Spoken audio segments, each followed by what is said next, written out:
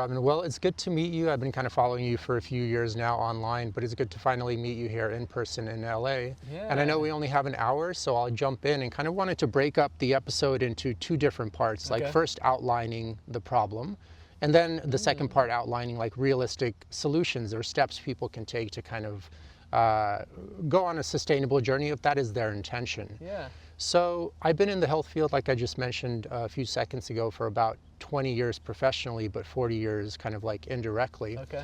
And as it's already obvious, you know, the U.S. currently is having a health crisis, you know.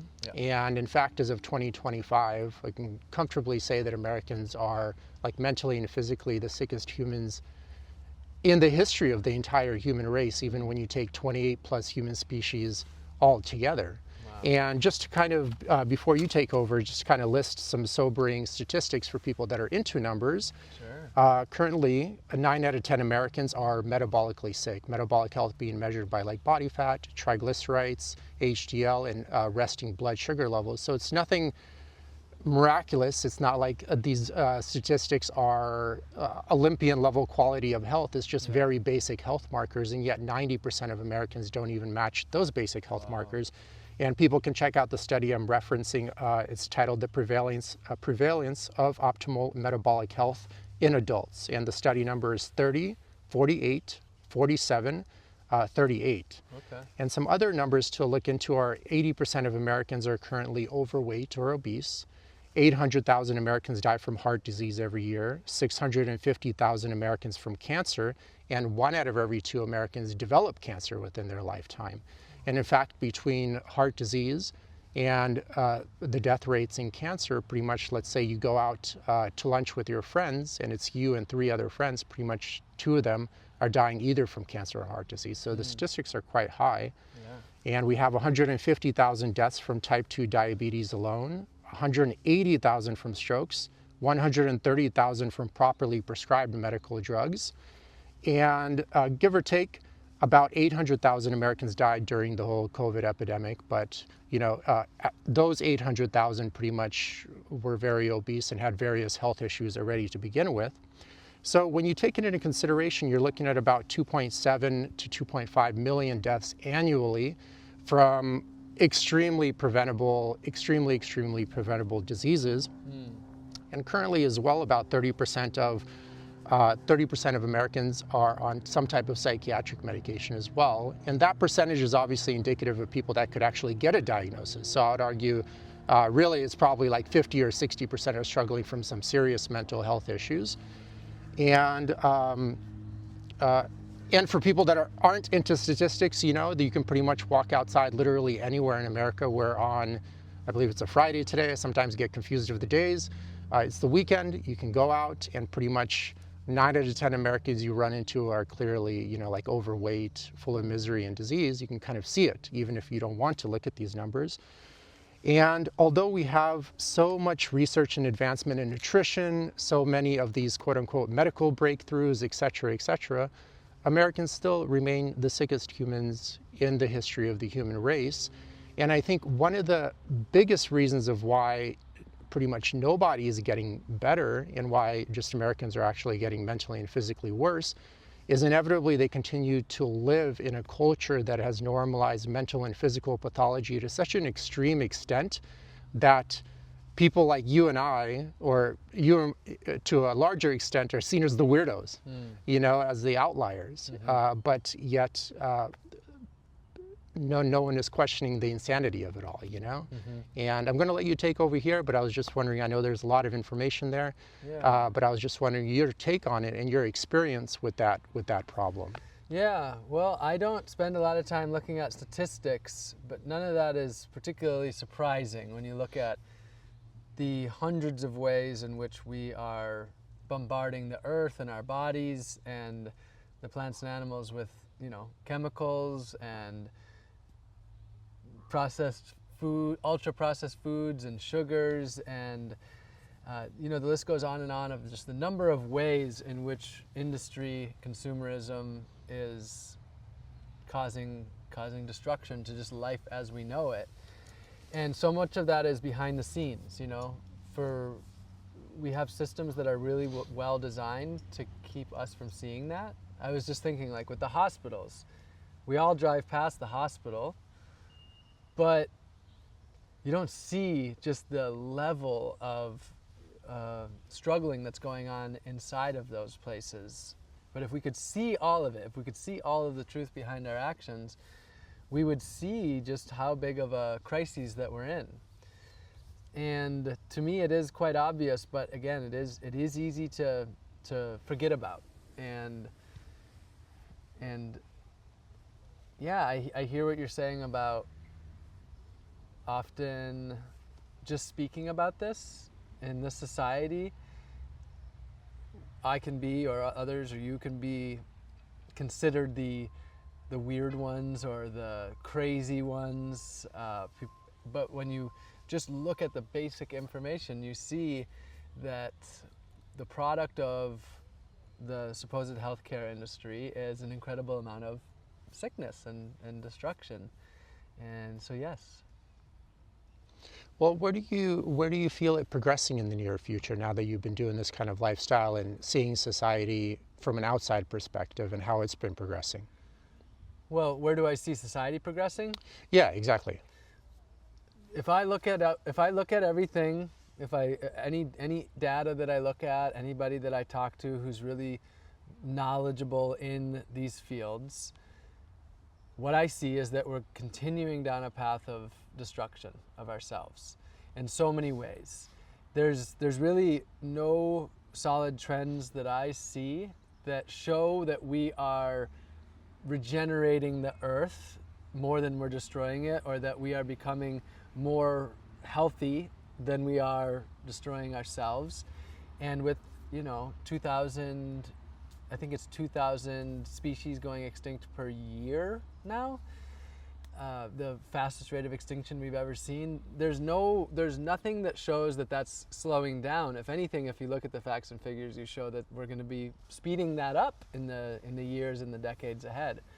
So I think that as a humanity, we're in for likely very hard times, during our lifetime, in the decades, in the years and the decades ahead. That doesn't stop me from doing my work, and the reason why is because I value life. Regardless of whatever happens, I value the life that we have now. Your life, my life, the life of all 8 billion people and the millions of species of plants and animals that we share this home with. So my objective is, I have no objective of saving the world or even turning humanity around. Like, I'm just one person. I can't do that.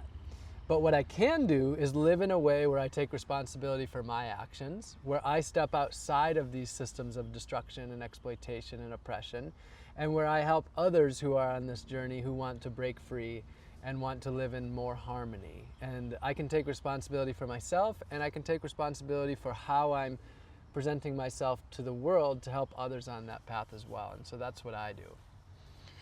Yeah, how do you feel, what do you think is most difficult to get a person that's kind of maybe living in the normal state of like normalized mental and physical pathology and consumerism to kind of show them like there is a different way of living? Yeah. Because a lot of times people just don't have like a different reference point to attend to. And although they may deep down inside sense that something's wrong, it's just, the central nervous system, it just tries to get you to survive better in the external world. And oftentimes it does that just by mirroring what's around it. And if it's what's around it is just more consumers as well, and okay, like I'm on one medical drug, but this guy's on 3 medical drugs, so I'm doing just fine. Yeah. And when that kind of normalized pathology is instilled in society, what do you think has to happen to get people to realize like, hey, it's not normal that I have to take two to three medical drugs just to kind of get up in the morning and be able to even go to work on time. And it's not normal to be maybe 30 or 40 pounds overweight on like a consistent basis, but I've been living this way for forever. Yeah. And then unfortunately, it's kind of like when people have kids, I see this as kind of like, I don't know if you see it the same way, but as a mind virus, It's like a belief system that leads to certain behavior patterns that inevitably end up destroying the biology of the human being. And just like a normal virus is passed from person to person as well. And I don't know what do you feel needs to be done to kind of Yeah. change the course? Well, so my objective actually is not to change the minds of anybody who really needs their mind changed. And the reason for that is because there's literally millions and millions of people who already know that the way we're living is causing such destruction. They already know that at the core, the life they're living is not what they want to be living. They don't want to be so separate from the earth and from the plants and animals and the humanity that we share this home with. They want to live in harmony and be more connected. And so that's who I speak to, and that's millions of people. And so my job is to help those that really are seeking a way, that really are looking for support, that really are looking for a way out and a way in. And my energy is used effectively there because I don't have to convince anyone of anything. In fact, I gave up on convincing anyone of anything a while ago. I just live my life and share this message, and whoever gravitates towards it and benefits from it will. And so by doing that, the amount of energy that it takes me to reach a person and to have a meaningful contribution is much less, because for those that don't want to change, you might spend 10 units of energy and get nothing. But for those that are looking to change, you might spend 1 unit of energy, but you get 10 units of energy back, because you see that there's motivation, there's inspiration behind seeing that someone's life has been enriched. And then, as you said, if people don't have it around them, if they just are surrounded by this normalcy, then it's very hard to make change. But if these millions of people who are looking for change create change, then they can be those educators, those motivators that are the brothers and sisters, the sons and daughters, the cousins, the classmates, the colleagues that have a deeper connection with the people that are, totally against this idea of being more connected or totally lost from it. So that's the way that I focus my energy. That's my strategy. Well, what are, like, personally, when you started your journey, what do you feel were the biggest obstacles with your transition? Well, I would say the number one obstacle is the concern of what other people think. In our society, most of us have we all have a desire to belong. We have a desire for community, to be acknowledged, to be understood, to be seen, and to be heard. And it's very scary for most people to step outside of the societal norm, especially a lot of people live in a community, whether it's maybe a church community or, a company that they work for or a school that they're in, where the status quo is pretty ingrained. And so to be the one person or one of few people who step outside of that in a substantial way, can be very scary, very unsettling, and very uncomfortable. And even for me, someone who although I was pretty ingrained in societal norms when I decided to shift my life, I wasn't as much as the average person, and so it was easier for me. But still, it was challenging for me to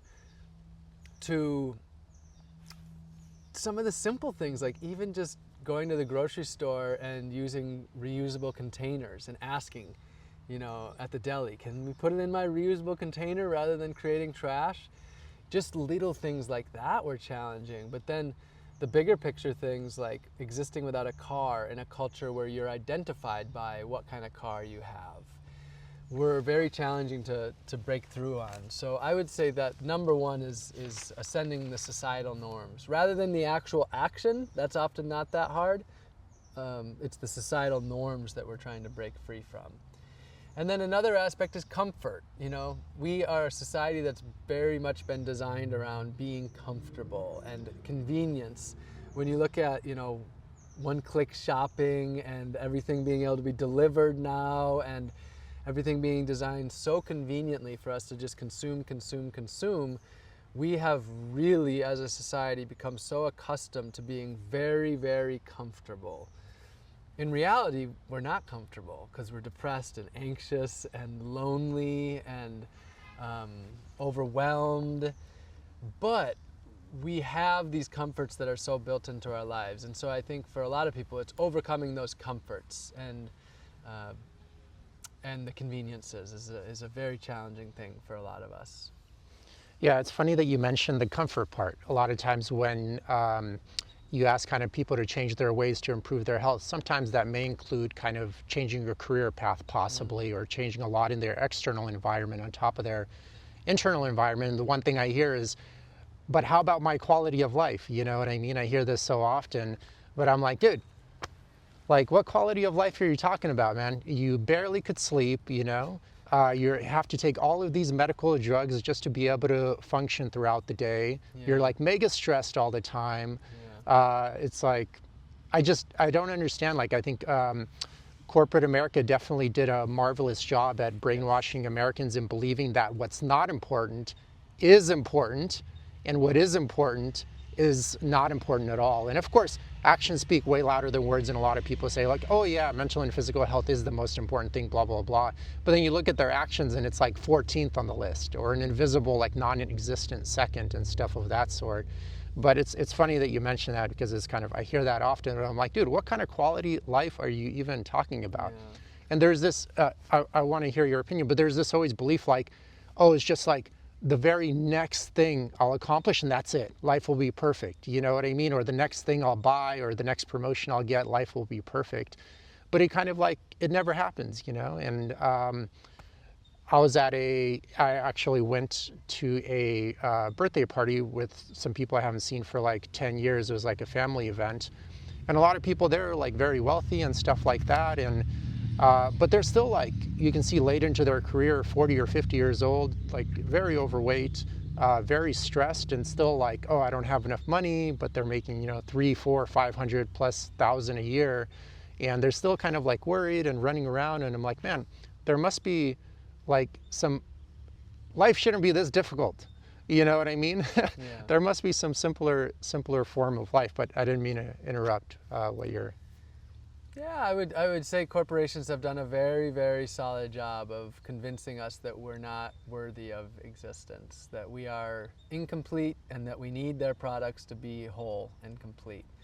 And that's why I spend so much time myself just becoming whole and complete and truly loving myself the way that I am, because I really believe that that's one of the most potent medicines that we can have in breaking free, and that's just actually liking ourselves, actually loving ourselves, and actually believing that we are worthy of existing here on earth. And so building a deep connection with the earth, and a deep connection with community, and a deep connection with the plants and animals, I think helps with that a lot, because the earth and the plants and animals are not telling us ever that we're not worthy or that we're not enough.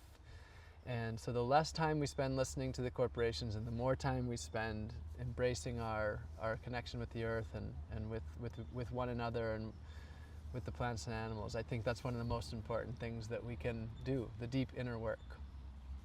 Do you feel kind of like I learned early on in life, like I always found that like past your biological needs, any type of consumerism just kind of provided sugar highs at best, but no real lasting happiness. I'm wondering if you had that moment in your life, Well, because you're clearly probably living that way now. But I would actually be somewhere more in the middle in that regard, in the sense that I don't think the consumer life gives the sustainable happiness that's promised.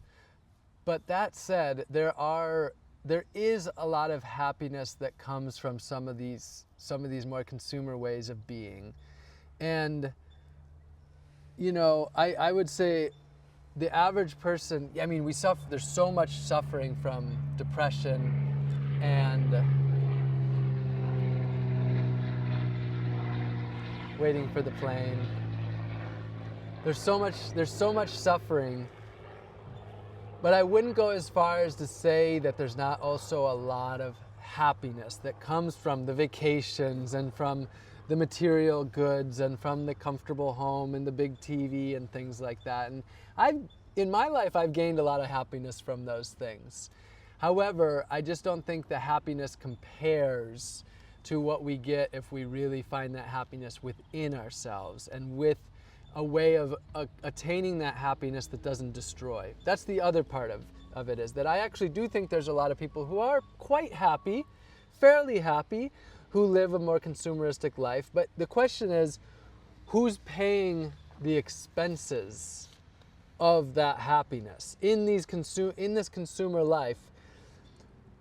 The food that we're eating, the cars that we're driving, the gas we're pumping into the car, the stuff we're buying, the trash we're creating, the money we're spending, our investments, our bank accounts, all of it, the truth behind it is there's so much suffering of people, of plants, of animals, of the ecosystems. And so for me, it's what I'm saying is I'm not willing to get my happiness at the expense of others. I'm not saying that we can't have happiness through this consumer stuff. I'm saying, is it worth it? Is it worth the happiness when it destroys the potential of happiness for others? Do you feel like inherently the theory that like, humans are very, what is that word? Intrusive species. I don't know if that's the right word. English as a second language always jumps in at the wrong times here. Yeah. Like some people say that humans are a virus. Yeah, I was just actually going to say that if you think like inherently, especially past like a certain population threshold, it's just kind of like a bacterial overgrowth, you know what I mean? And then it kind of just keeps multiplying, compounding itself. So no, I don't believe that at all. I don't believe that I do not believe that humans are inherently destructive. I actually believe that humans at their base level can live in a way that's harmonious with the earth. Now, the way we're living is not doing that. And even if you go back much further, pre-industrialization, many human cultures caused destruction to the environment. Extinction of large mammals. You know, I recently read the book, oh, now I'm blanking on the name, but learning about the studies about how even indigenous people dating thousands of years back would hunt in a way where there was an extinction of large mammals. So even indigenous people have lived in a way where there was disharmony with the earth. But I still wouldn't take that as far as to say that humans are inherently destructive, humans are a virus or anything like that. I think that we have very much gone astray in many ways. And right now, if you look at mainstream humanity, the way we dominate, I can totally understand that comparison, but that's not who we are at our core. I think who we are at our core is an animal, a very unique animal.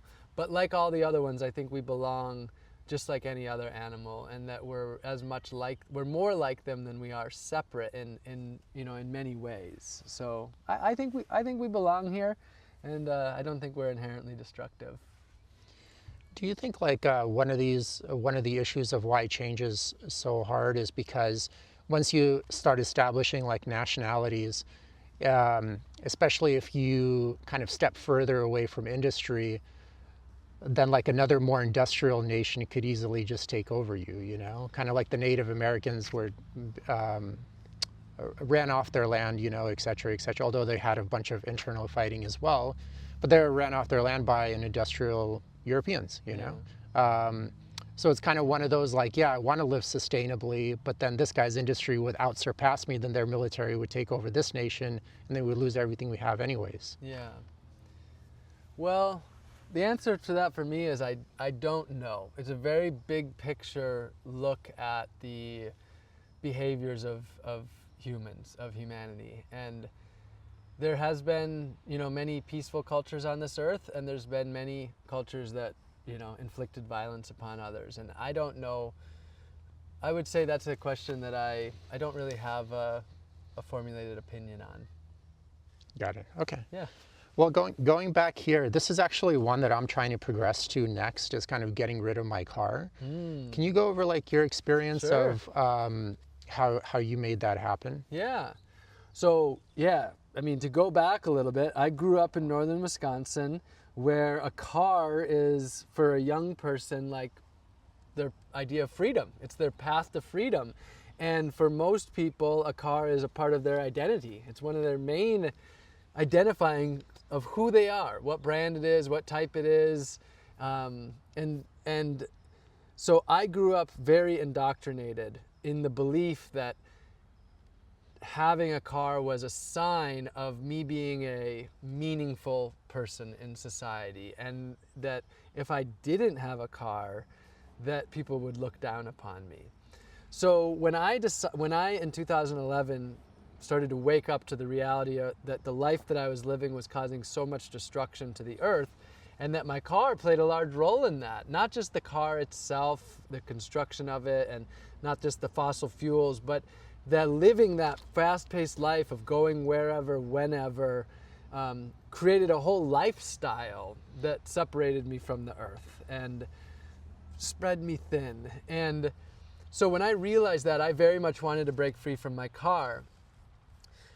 But I was concerned what people would think about me, let alone like, could I exist without a car, but how would I be perceived? And where I grew up, if you were an adult riding a bicycle and you were wearing plain street clothes, not spandex, there would be one pretty standard assumption, at least of an adult man, and that is that you were riding a bike because you got a DUI, a driving under the influence, and that the only reason you were riding a bike is because you couldn't drive a car.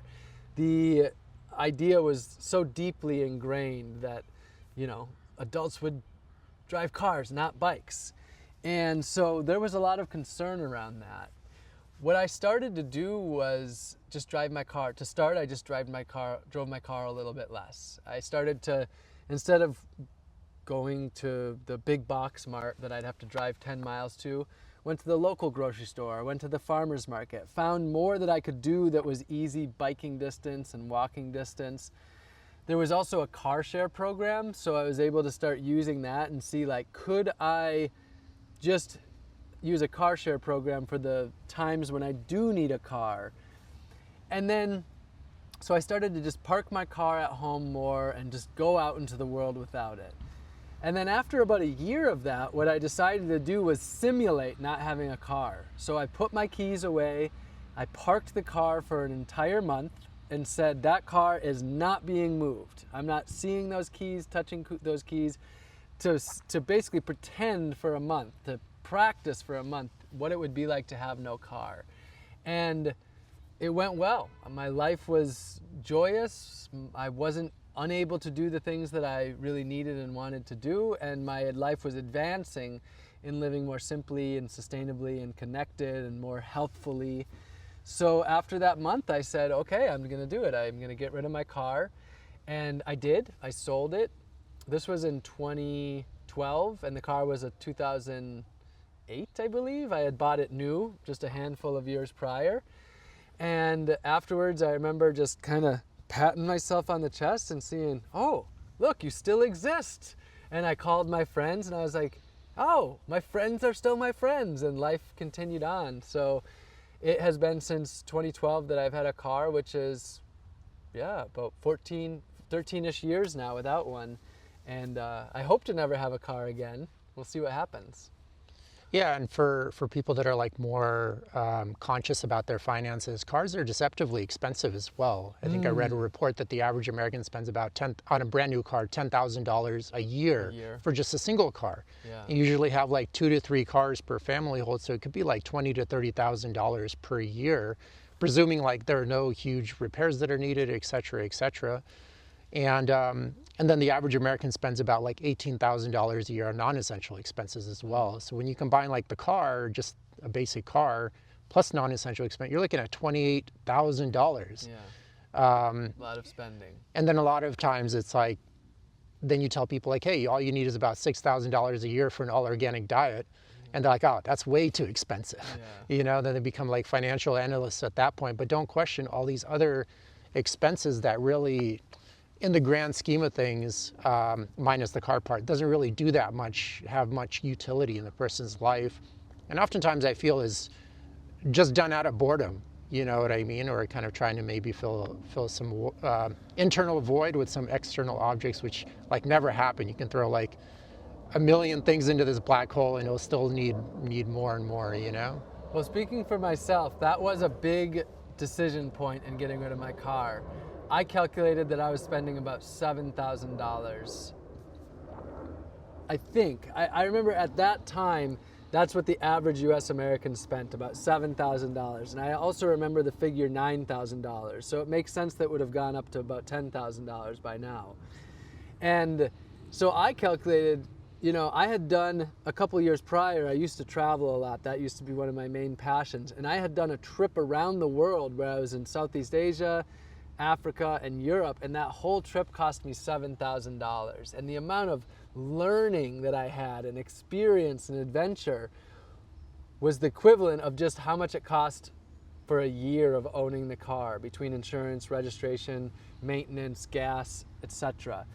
And so that was a huge wake up for me that, wow, what could I do with $7,000 a year instead? And for me, being a person who is pretty thrifty, I can do a lot with $7,000. In fact, right now, my yearly income is, you know, I've committed to earning less than the federal poverty threshold for life, it was $11,000 when I made that commitment, and I've stuck with that. And so I can live a large, you know, the expenses of my whole life are equivalent to owning a car. So I used to think that owning a car was freedom, and in some ways owning a car does have real freedom to it. But for me, I find more freedom in not owning a car. Yeah. Well, what are some steps you took to, I guess, the more extreme version of like finally not even having like a place to live? Like, how did that transition look like for you? Well, in 2011, when I really started, again, I mentioned that I started to realize that my actions were not in alignment with my beliefs, and that so much what I was doing was just because it had been sold to me, you know, just ideas that had been sold to me by corporations and agendas. And so I realized I wanted to really simplify my living space, downsize my living space. At the time I was living in a 3-bedroom apartment. I lived in the biggest bedroom of the 3 bedrooms, and I had a closet full of stuff. And so I had a fair bit of stuff, not as much as the average US American, but I had a fair bit of stuff. And I realized that I would be more free with less stuff. Whereas, you know, I thought that the stuff was my freedom. It was my happiness. But I realized that I would actually have more happiness and more meaning and purpose and more freedom having less. So what I started to do was just go through my stuff, and I asked a couple of basic questions. One, is this item bringing meaning and value into my life or not? If not, get rid of it. If yes, keep it. And then also, is this item something I've used in, say, like the last 6 to 12 months? And if I'm not really hardly using it all, the answer is generally get rid of it. Knowing that we live in a world of abundance, and if it turns out, oh, I actually do like to have that item, I could always get another one. You know, most everything we need is there. And so what I did was I would continue asking these questions. The other question I would ask is this item costing me money to continue having, or is it saving me money? So for example, having quality pots and pans saving me money, because then I'm not going to the restaurants and eating out. I can cook food at home. But the car was an example of owning the car meant continual expenses, meant continuing to work more. So shedding the things that had bills and maintenance and etc., insurance attached to it. So these were the series of questions that I was asking, and by doing so, I was able to half my stuff in the first year. And then I was able to half it again. And after a couple years, instead of living in the biggest room, I moved to the smallest room, and then eventually I actually moved into the 6x6 closet of my apartment, and I rented out all of the rooms, so then I was living rent-free in my own apartment by sleeping in this small closet. Shortly after that, I got my life down to everything I owned. I actually fit onto my bicycle and a trailer. Very heavy, I couldn't go very far. And that's when I moved into a 50 square foot tiny house that I set up off the grid in a backyard where I did a work exchange. So that was my first time living in a tiny house, and my life was, substantially simplified by that point, where I could fit it into what a lot of people would consider basically a big kid's playhouse or a dog pen. It was, 50 square feet wasn't wide enough for me to fully stretch my arms from side to side, 5 feet by 10 feet. And then after that, I got rid of the house, and I simplified my life down to 111 possessions, all of which fit comfortably on my backpack. So that was 2016. So that was it took me 5 years to get to the point where I no longer had a home. And then since then, my life has moved in and out of different ways of alternative living. Are you still like pro tiny homes? Is that of course you're doing a trek now, but is that kind of like your go-to? I'm certainly a huge advocate for living in small spaces. Now, not as the only way. Living in communal homes can be a very, connected and sustainable way of living. Intergenerational family community, where you have the grandparents, the parents, and the children all in a house together, can be more sustainable than each person living in a tiny house. So I'm for any way that we can live in more community, live more simply, break free from the monetary system, break free from systems of consumerism, and live with more health and happiness. And definitely living in small spaces plays a role in that. Also, living in small spaces puts more of the power into our hands to be able to create our own spaces and to do it in a way where it really fits in with our natural surroundings in a way that's less destructive. So for me, I love being in a small, like say 10 by 10, 12 by 12 wood cabin that's made from trees that are selectively and sustainably harvested from right on site, and where you're living close to the land. And I prefer that over living in a larger house. So that's the ideal scenario for me, a small space that's really integrated with the land. Do you have any kind of like referrals for any companies that build sustainable tiny homes that people can look into? Or any resources if you don't want to promote any companies? Tiny House Blog is one of the original tiny house, that really started to teach about tiny houses before it was even popular. So that's a great resource. I think it's just tinyhouseblog.net or .com, but you could look them up. And I don't have a resource for a company particular that builds sustainable tiny houses, but what I would recommend is taking classes on natural building. So there's a group that I work with called Wild Abundance over in North Carolina, and they have classes that you can take to learn how to build not only tiny houses, but homes in general. So they have really hands-on beginner carpentry classes that empower you to build your own tiny house. And they also have natural building, so cob and wattle and daub and with woodwork. And so they have both online and in-person classes. That's Wild Abundance. And I've lived at the Wild Abundance site. For anybody that's watched my videos online, that's where when I lived in an off-the-grid outdoor, it was an open-air shelter, that was at Wild Abundance. So that's one of my top recommendations, and one thing that I really like about them is they also have a lot of women's empowerment classes. So they have classes that are particularly women's carpentry that are designed by and for women, because a lot of times it's just not as built in an accessible way. And then also they have women's rewilding classes, which are, really, really beautiful course they have there. So that's one thing that comes to mind. Well, I guess my last question for you is, what do you feel like the top 3 things a person should watch out for in terms of like not making a mistake when they're looking to kind of transition out of more of a consumer dependent lifestyle?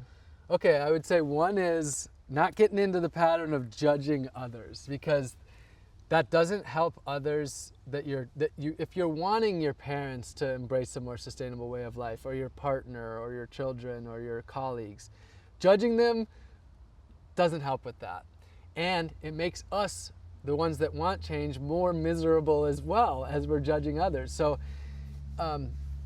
embracing it for yourself, embodying it for yourself, doing it from a place of love and compassion and positivity, and understanding that we're all suffering and that we're trying, and it's a difficult world to be in. So letting go of the judgment and instead coming from a place of positivity. Embracing that you are you and you can only be you. So, some people, they could easily look at me and they're like, oh, I want what he has. But they can forget that this has come through, close to now a decade and a half of real work, putting in the work step by step. So realizing that you can only be you, that you can only be where you are in the moment that you're in, and you have to start there. So starting where you are, and along that with my recommendation is starting one step at a time. So yes, have the big picture goals, but know that to get to the big picture, it takes many small goals and accomplishing those many small goals. And then in there, larger goals, having these easier goals that are easy to accomplish that give you motivation and inspiration, and having those larger ones in there, like for example, getting rid of the car, that's a larger one. A smaller one might be starting a compost bin in the backyard, or riding your bike more, or creating less waste, looking at what's in your garbage can and seeing what are the ways I can not create that type of garbage and that type of garbage. So the many small changes that we can make, building a foundation one step at a time to help us break free, celebrating our successes, being able to look back and say, hey, look at all the positive changes that I've made in the last year, and celebrating that and not getting down on ourselves. And then I'll just add another one, even though this is 4, and that is turning off the news.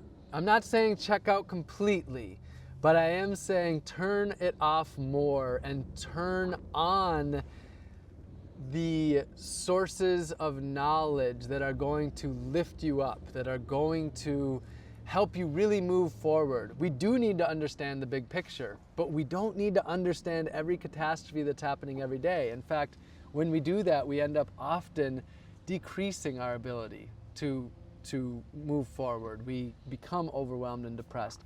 So have a balance. Turn that off. Take fasting from it. Spend days without your phones, days without your computer. Check out and check in. And with that, spend more time in nature, away from the consumerism and just being a part of nature. Build your community of like-minded people, and realize that the plants and animals are all our friends. They're all our relatives, and start to see them as that. Yeah. Well, I do have one more question. Yes. A more realistic problem for a lot of people these days, maybe for sure, news, I always tell people like, hey, unless you're going to go volunteer in Ukraine or whatever, you're just wasting your time with all this like negative propaganda and stuff of that sort. But how do people like realistically disconnect from the super addictive world of social media, which I feel is for most people a lot more. I think like the average person spends about like 15 hours a week on social media. Yeah. And it takes about like 10 hours to optimize your mental and physical health for like an average healthy individual. Yeah. So how do they disconnect from that world? Yeah, so I was really struggling with that for a long time. 2013 is when I started to struggle the most with my relationship with social media and the internet. 2013 is when I started to be really successful at sharing messages, and thousands of people were liking and commenting and following me, and that I ended up, having a pretty strong habitual pattern of being on there a lot. And I was on there much more than 15 hours a week. In fact, some weeks it was easily over 40. It was my job, and I wasn't making money from it, but it was my job. That was my way of sharing messages. Just like a teacher goes to a classroom, well, social media was one of the places that I was teaching. But also there was a whole lot of ego and, craving and seeking connection and love and belonging through it. And so I can speak from a place of, that I've really deeply suffered from just my eyes were in pain from the amount of time in my body, not getting the stretching it needed, and just the instant gratification, the constant need for instant gratification. And in 2018, 19, when I was in Orlando, Florida, when I was growing and foraging 100% of my food, I wrote an article on my website, and the article is robingreenfield.org/online addiction, and it shared my struggles of getting through that. And so basically some of the big things are turning your phone off at night, like actually turning it off. And if you use it as an alarm, getting an alarm clock. I like to turn it off, all devices 1 hour before bed. So your circadian rhythm can set in and you can actually get better sleep. And then wait to turn any devices on until at least a half hour after waking up. That can mean, 12 hours of your day, every day, half of your life, having the devices off. That's huge. Then once a week, taking a whole day off. Maybe Sundays could be a day for that, because Sundays a lot of people are already less on and there's less work being done, so it can be an easier day. But taking 1 day off per week.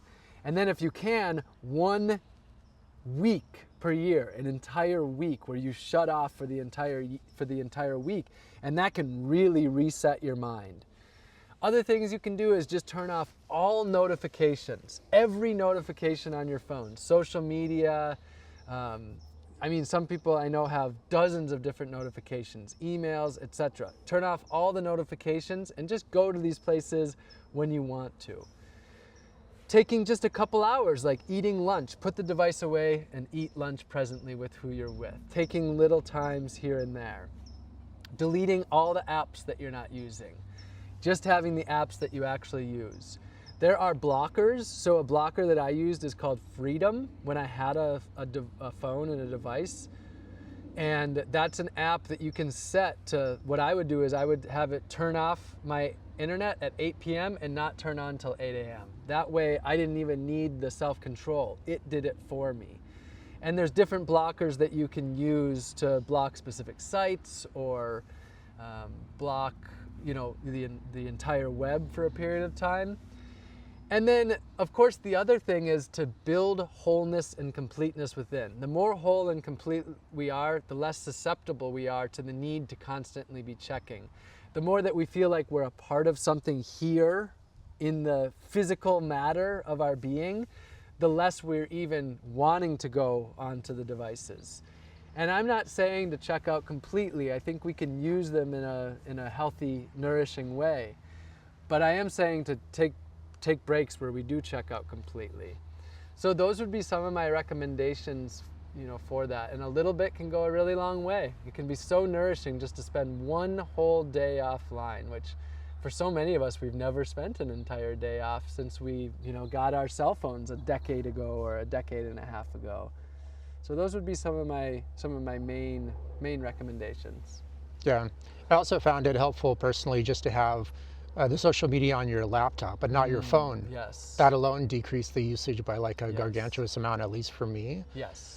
But either way, it was great to finally meet you. Yeah. And thanks for your time. Yeah. You got me back to Southern California because I haven't been here in quite a few years, so I'm going to catch up with a few friends as well. Wonderful.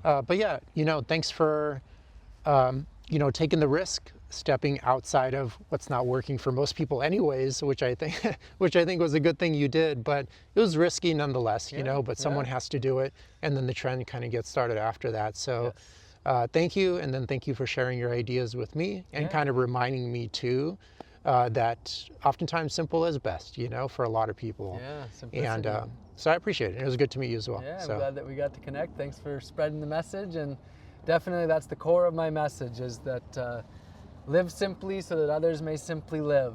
Just strip it back, live more simply, and live more connected. So thanks for helping me spread that message. Thank you. Yeah, thank you for Melissa for the tech support. I appreciate it. So thank you guys. Nice. I'm guessing that was more